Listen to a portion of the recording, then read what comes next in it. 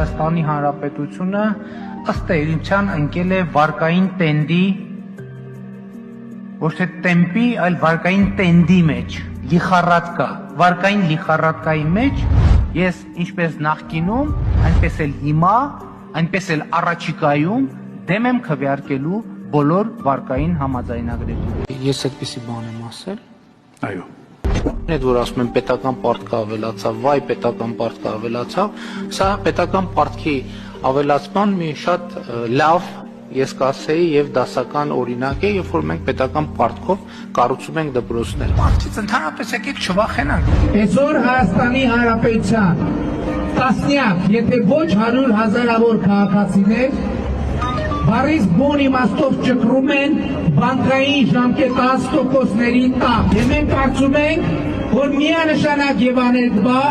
պետք է զրոյացնել բոլոր սպառողական եւ գյուղատնտեսական վարկերին։ Ես այդպիսի բան եմ ասել։ Այո։ Ես ուղղակի ասեմ դեմ եմ նման որոշումների ֆինանսական պարտավորություն։ Այդ ոնց է տենց է, այդ շատ հեշտ է։ Եկեք ազատենք, հարկերից ազատենք, վարկերից ազատենք, սնունդ բաժանենք։ Ես այդպիսի բան եմ ասել։ Այո։ Որտեղ եմ ասել։